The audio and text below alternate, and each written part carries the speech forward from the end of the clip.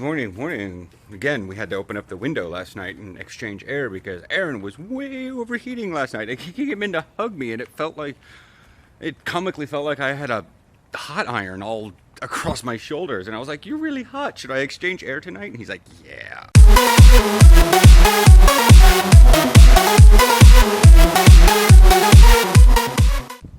Morning, morning. So, yeah, it was really warm last night. It's going to be warmer tonight and the next night, so yeah, because we're supposed to be 92 to 95 tomorrow. Ooh. Yep. Oh, can you quickly get that out of my left eye over here? There we are. Cool. I could see it on. Yeah. Okay. I could see it on camera, and it like whatever. So yeah, we're going back up there. Like they say, we have record of temperatures up to 90 into October. I'm not necessarily sure we're gonna hit that. It's entirely possible that sometime near the end of this month we could hit another 90. I don't think October is gonna have it. I may be completely wrong, and we could have a whole like heat streak of like the first week of October being nothing but like upper 80s. I'm hoping that doesn't happen. I know. It bodes very poorly for, well, winter. In fact, they were actually talking about the glacier last night on the glaciers on Mount Hood.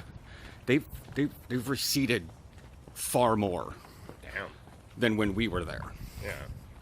Like, it's because the wildfires came by and dropped a bunch of dark ash on them.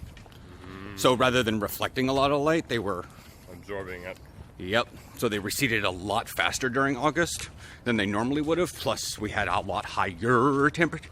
And the climatologist that they were talking to says, and we've got a really strong El Nino this year, so we're looking at a dry winter, a mild, dry winter.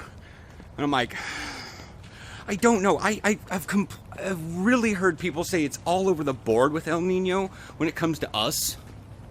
They don't know whether or not it's going to be warm and wet or warm and dry. Well, I'm hoping for warm and wet.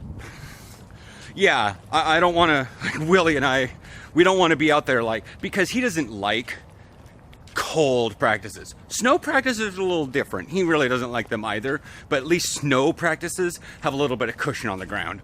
But when you have a cold practice, that rubber is like solid ground and you might as well be playing on AstroTurf. He's like, "Were you there last year when we had that really frozen one?" I was like, "I only missed one, and that was the first week at Century." He's like, "Oh yeah," and we kind of talked about that, and I was like, "Yeah, it was ridiculously frozen, and people were getting full-blown scrapes through their clothing landing on the turf field because it was so hard." But yes, slightly switching topics. Aaron brought up something this morning about WoW, and that he would like to see. And I agree with it. He wanted to see, because the way gnomes cast is they turn their body sideways and then they thrust their arm out, their backwards arm forward. And it's always their right hand. To an extent. They don't have a little skipping to the side and they actually turn their body. And they're not walking when they're doing it. Regardless. That's basically what it is. So he wanted to see like double-handed. There we are. And I was like, I don't necessarily see how that would work, and I mimicked it, and he said, exactly. So what I would think is it's got to be a severe limitation in their code that they don't have the option of changing hands. Yeah. I don't think it's a part of their animation. I honestly think it's a part of tanking and offhands. I think it's a part of shields and offhands. That's where the issue is. Because it used to be, main hand, offhand. I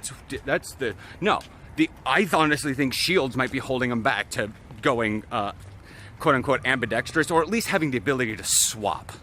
Yeah. If you get the ability to swap your main hand, at least in character creation, a lot of people are like, "Oh, this is so awesome!"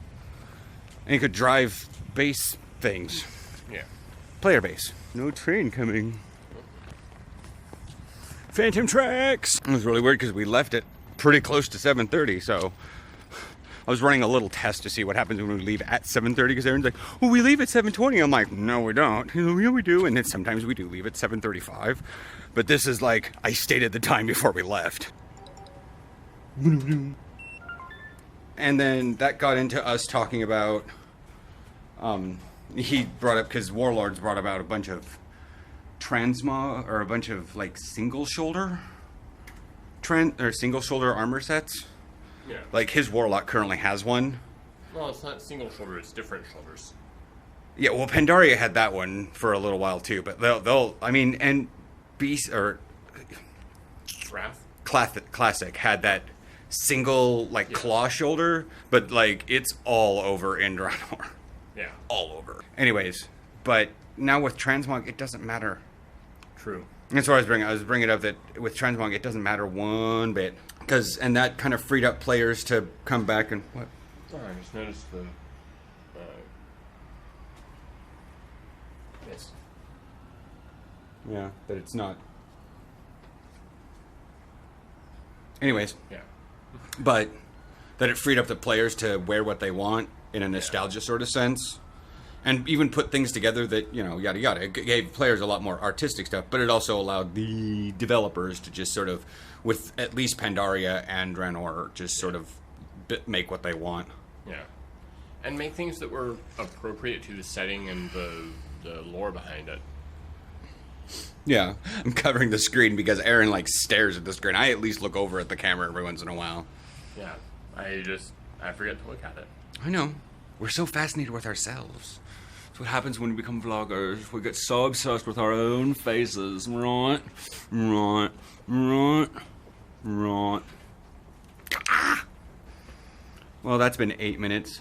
I had the video ran long yesterday. I don't have anything I'm really doing today, so this might just stay at the full vlog. Do you have anything you want to finish up for the day? No. God, it's Thursday. Do I have anything going on at work? No. Yes, I have monthly reports. Okay. Monthly report. No, we'll save that for, like, next week when you get more information. The new contract thingy.